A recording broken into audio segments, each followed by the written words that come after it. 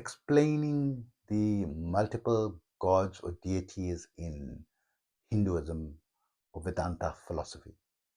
So in this video, I'm going to give my interpretation and a perspective and try to give some authoritative,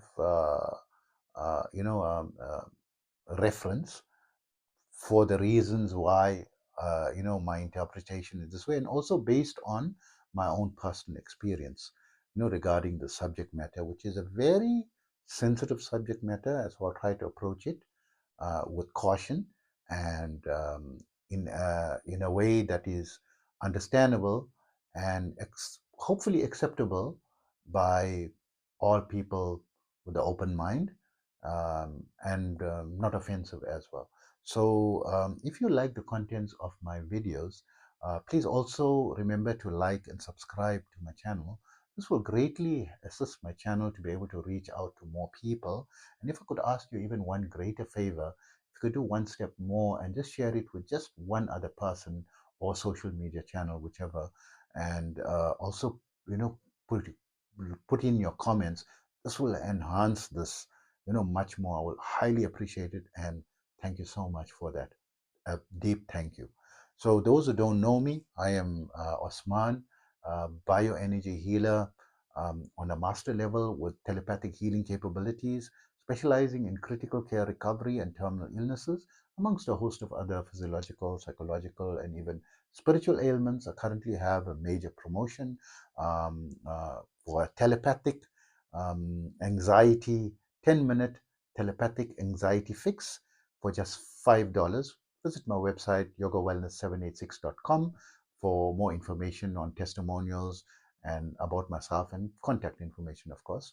And I'm also an advanced level yoga and meditation teacher, having been practicing this art for almost 50 years and teaching for 44 years. In that period, I studied under various masters from different schools of thought, from different cultures across the globe, from the Eastern, Far Eastern, Middle Eastern, Western, and also tempering with a foundation of scientific protocols and evidences, right?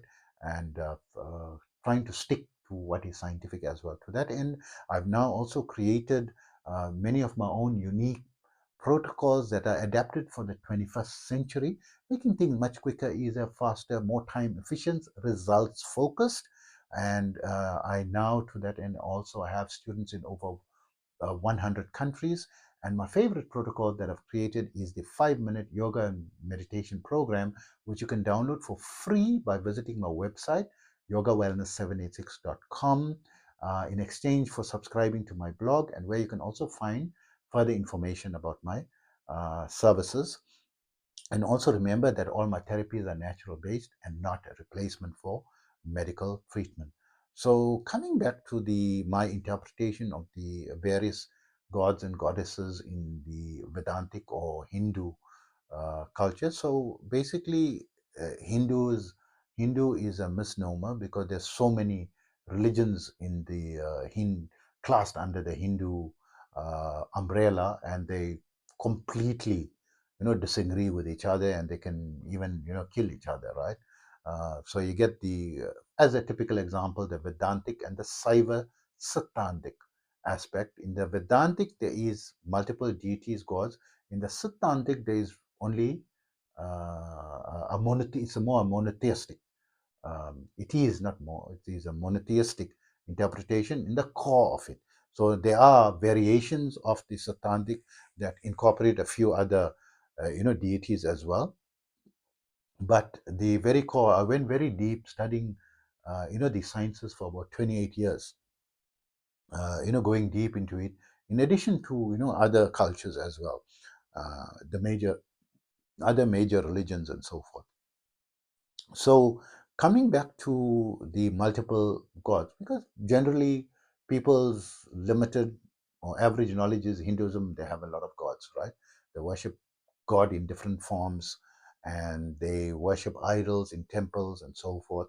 So what is this? So coming from a perspective, let's come from a well-respected authority that has made a name and a reputation for himself is Sadhguru, currently trending. In 2023, he had 3.5 billion views, not million, billion views, right?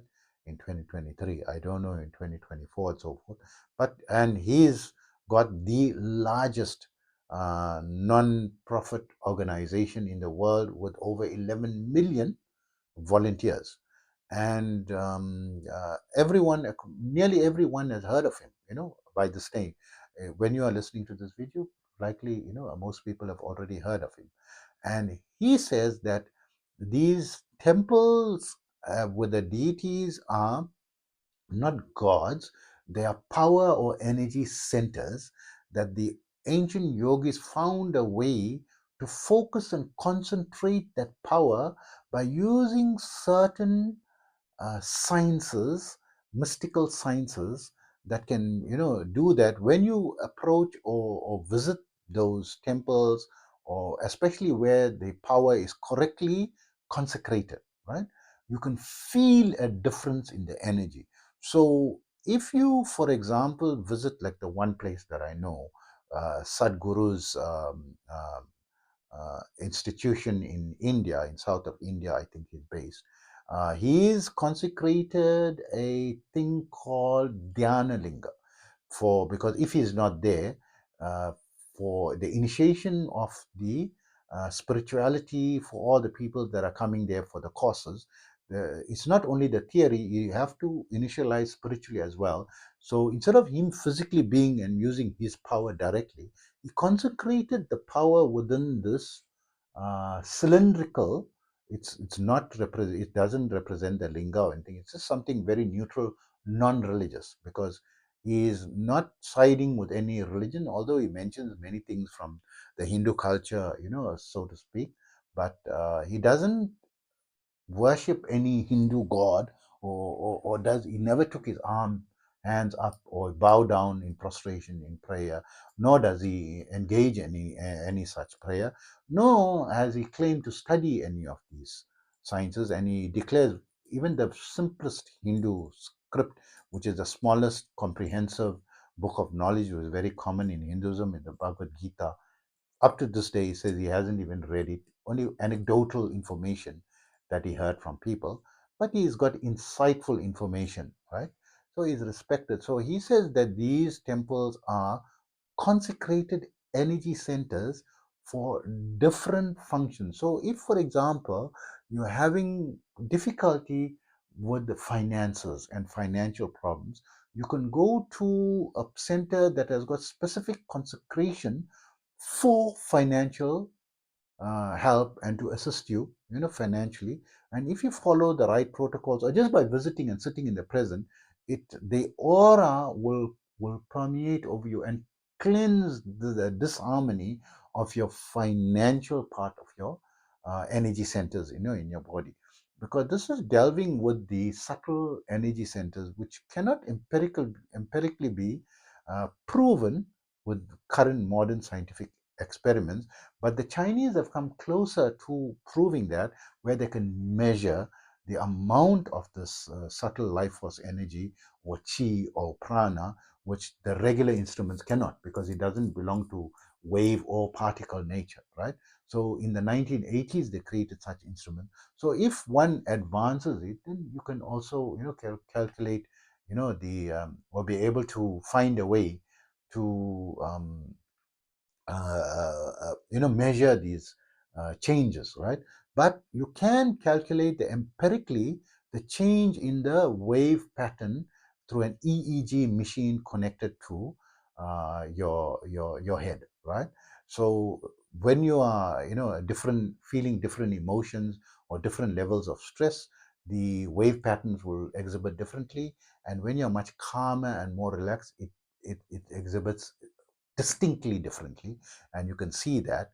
So that, of course, you can see the difference, calculate at various stages before the person visited such a center, and after sitting in that center for a while, for about an hour, 2 hours. You just have to sit, don't have to do any prayer, lift your hands, throwing flowers, waving lights, nothing. Just sit there, right? You can go there or sit outside in the perimeter, right? Maybe you don't want to take off your shoes and a lot of crowds and everything. Just sit in the vicinity within the grounds, because the aura of that energy is beyond, the interior part of his construction, right? Or the structure, beyond the structural components of where the proposed deity is housed or fixed. So, of course, people go in worship, which maybe is a modern day um, uh, aspect of how people, because we have to respect everyone if you want to worship. But from my perspective and Sadhguru's perspective, will say, I'm not agnostic. I'm of faith, and I have a particular faith, and no, it's not in the Hindu. I'm a Muslim, right? That's my personal choice of faith, and everyone got his own person, and I don't bring that. There's no need to bring religion in any of my talks or lectures, because we're talking things more on a scientific perspective. Yoga meditation got nothing to do with the worship of God, or your acceptance of any faith, because that is something different. You don't need yoga. Without yoga, you mean those who have belief, they cannot, they can worship without. Yoga is like not necessary for worship, for those who believe in worship, right? So of course those, we have to respect those who don't believe in it as well, right? So so there are people that are, why do they worship it? So my personal interpretation, which I'm not trying to offend, right? I'm just giving a possible perspective, comparing to, I'm originally from South Africa. There's The Gods Must Be Gone Crazy. There's a movie. You can go on YouTube. I think it's available for free. The Gods Must Be Crazy. It's a very old South African movie, and it's this primitive tribes that, for the first time, encountered a European person, and it's basically a person of Dutch origin from Netherlands, right? Originally, but was traveling into remote areas, and they never saw someone like that, and that type of dressing, and that skin color. It's a much lighter skin color to what their skin color was, and they felt this is God, and they immediately worshipped. So if something is bringing you intrinsic differences and changes, especially there are certain empowered energy centers that are consecrated for healing, healing energies, right? Where people got cured of incurable illnesses, leprosies, and so forth. And when they regularly and follow those protocols. So this is in Tantra, right? Tantra is, you have a consecrated, they have the form of the energy. It's a power center and energy. That energy has got a diagram, right? And it's also got a form. This is Tantra. So that form will come from a Western sciences interpretation. So you get some paintings, a depiction of, I think it's Mozart, where he's playing the piano, and there's like an angelic entity whispering in his ear. That a lot of these artists who created these major paintings and art forms were inspired by some higher frequencies that are not visible to the naked eye, right? So other existence of other frequencies and life forms is asserted by modern physics, where they say we are in the third dimension, and there are a total of 11 dimensions, and from the fourth dimension upwards, things are very different. And you can go further. Someone who did very deep empirical collection of data from the scientific community to put together, some conception and theory on this philosophy of other entities, is Billy Carson. His website, Forbidden Knowledge, I think it's forbiddenknowledge.tv, right? Or if not, forbiddenknowledge.com, one of those two. And not the FOR, the number 4, Forbidden Knowledge. But you can Google Billy Carson, Forbidden Knowledge, right? And you can follow the links. And he has books available, and they are coming from scientific sources. And also another person you can research regarding, the quantum energy fields, the existence of higher energies, and so forth, is Joe Dispenza, right? So you can search for Joe Dispenza, and he's got his retreats, and he's done extensive research in quantum physics and neurology as well, right? and he brings a lot of scientific explanations to what seems like miracles, right? So coming back to all these entities, so they are said to be 33 million gods. So they divide the energies into so many possibilities that you may need.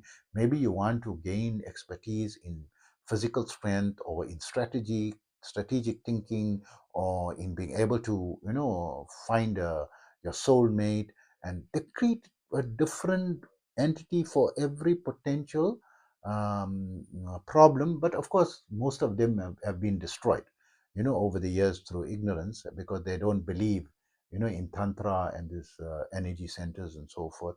So, but now, with the advancements of science, this is becoming, and you can feel it for yourself by entering, some of the what's considered powerful, and doesn't necessarily have to be a temple. It could also be a location where people. So there is this mountain range, or this mountain in the northern Tibetan area. I think it's called Kasi, or Kashi or something, right? That Sadhguru talks about.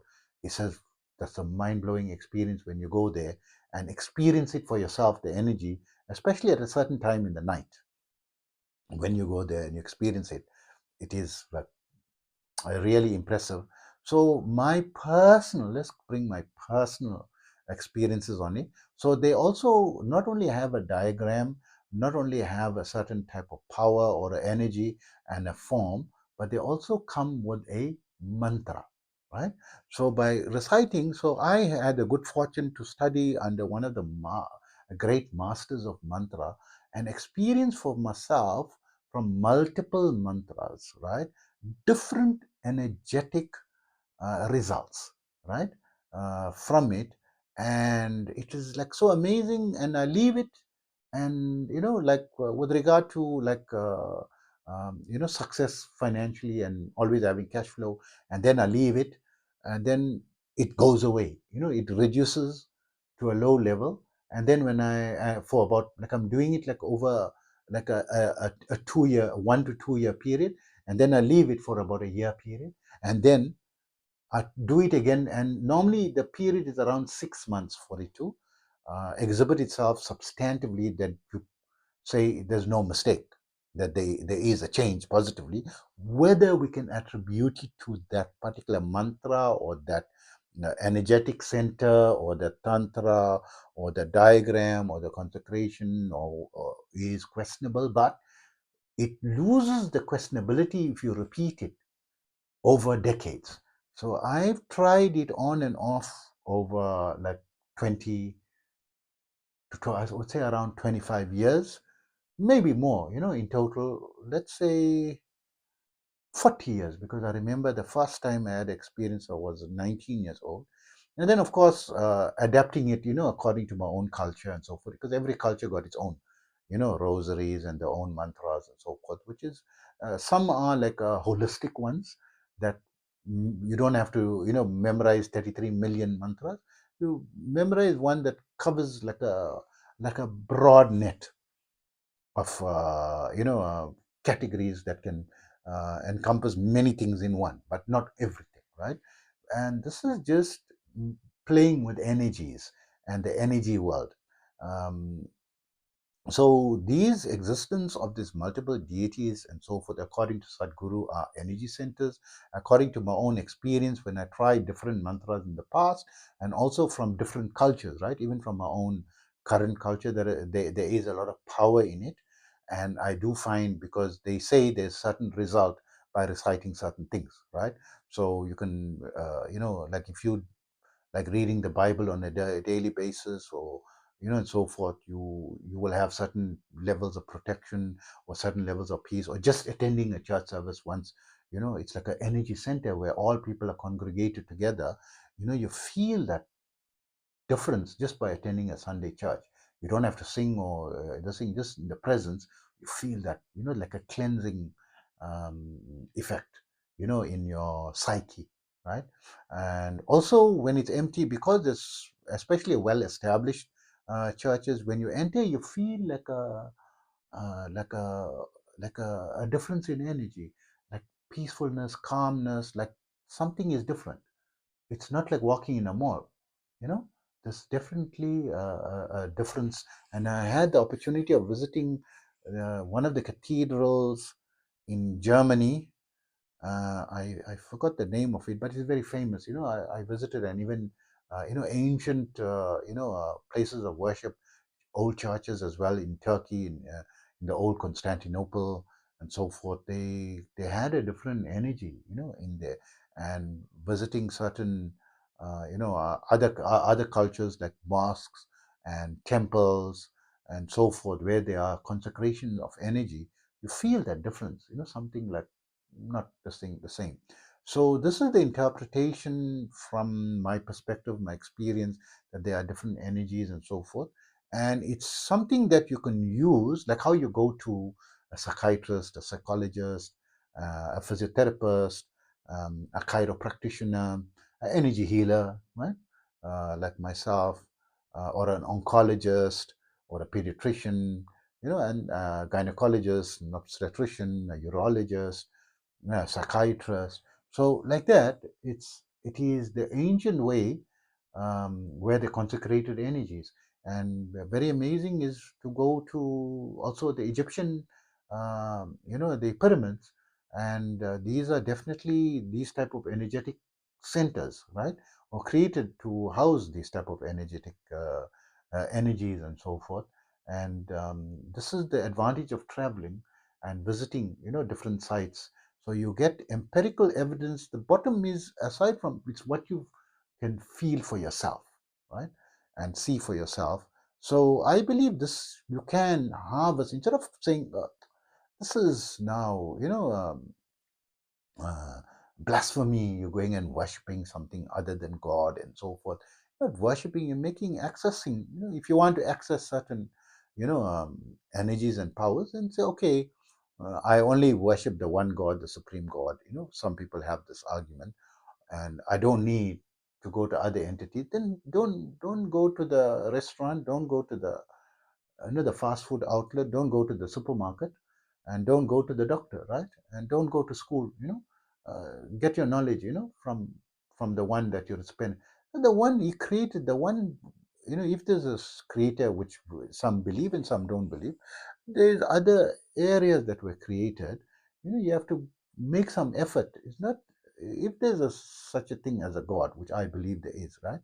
If there's such a thing as a God, is he now your slave? At the snap of a finger, he must appear in front of you now. And he must give me my 10,000 US dollar, my 10 million US dollar, my 100 million US dollar, my 100 billion US dollar, or my 100 trillion US dollar. Or some people were thinking exponentially 100 quadrillion and beyond, right? Depending on your mindset. And that's not God, that is dog, right? God is say, come, sit, stay, right? And it must obey. Well trained. You like the dog that is well trained and potty trained. It'll denote to you when it needs to relieve itself, and you take it for a walk.